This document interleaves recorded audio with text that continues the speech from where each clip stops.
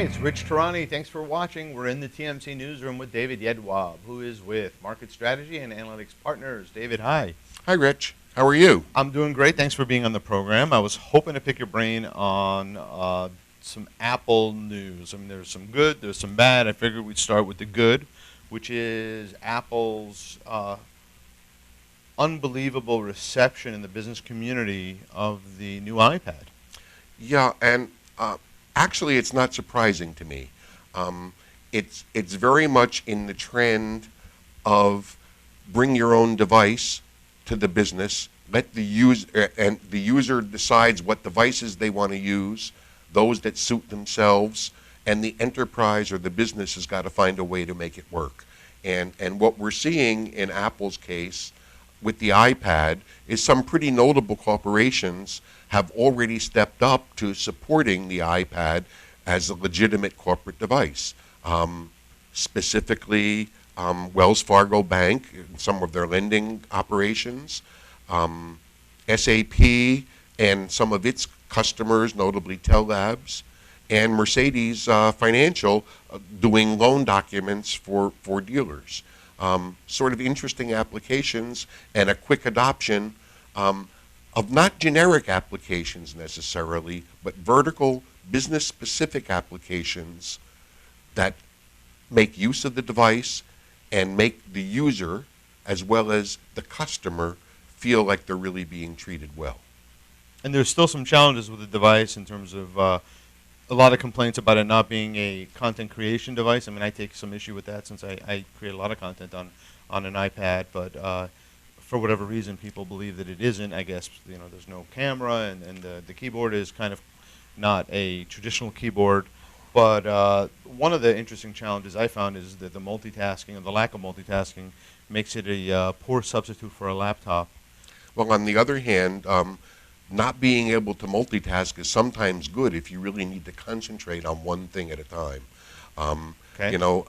Many of us suffer from what I call the ADHD syndrome, or multitasking too much and not getting anything done.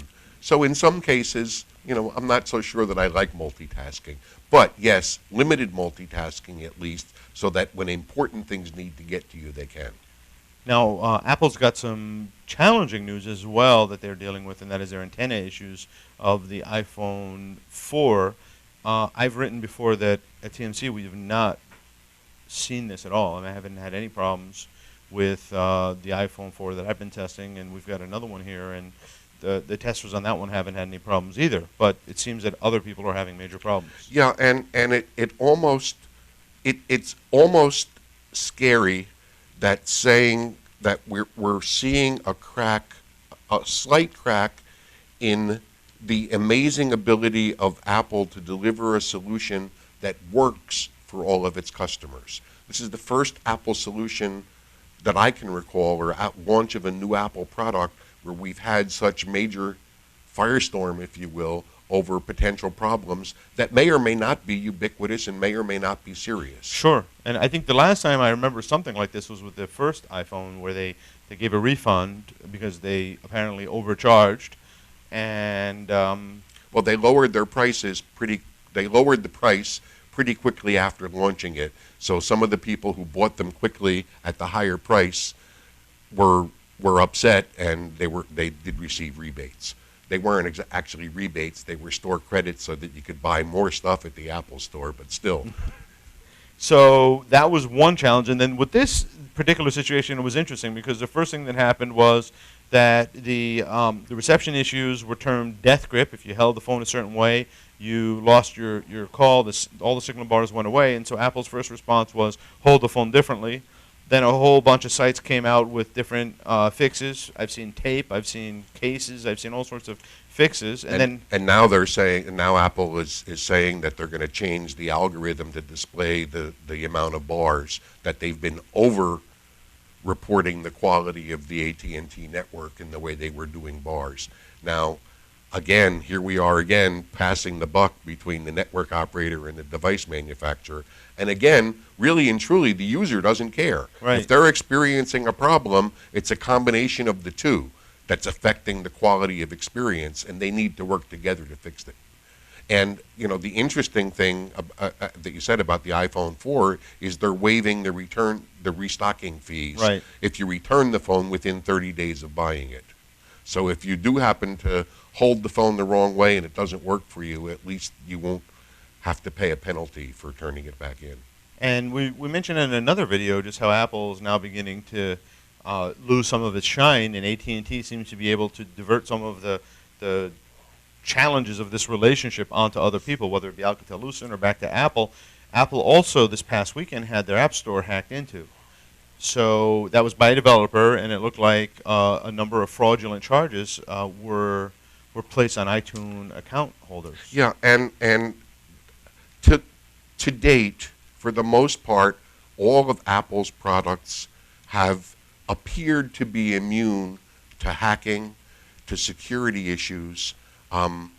That used to be attributed to, well, there's only 5% of the market that Sure. uses Apple devices. Now that the iPhone is so popular and iTunes Store is such a moneymaker, it's not surprising that a hacker would go after Sure. that environment. There's a huge target on them. We always need to be careful. I know last night removed my credit card from my account on iTunes. Really? And I'll only put it back in when and if I'm buying something. Wow, and then you're going to have to remove it each time?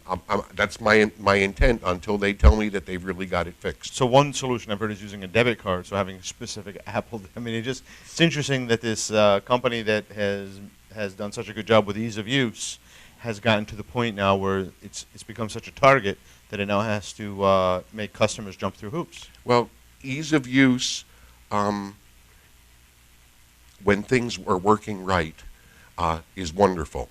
Unfortunately, they seem to have hit a number of speed bumps in the road where ease of use isn't going to work so perfectly. I assume that they will get these issues resolved pretty quickly, and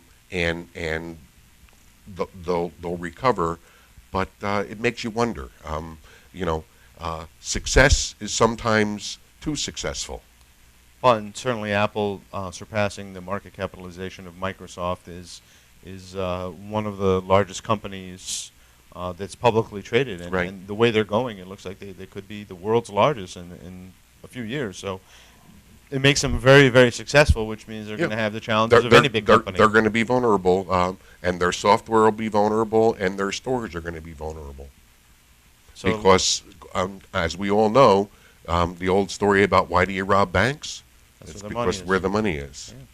Well, thanks, Dave. Thanks for being on the program. It was great to have you as always. Thank you, Rich.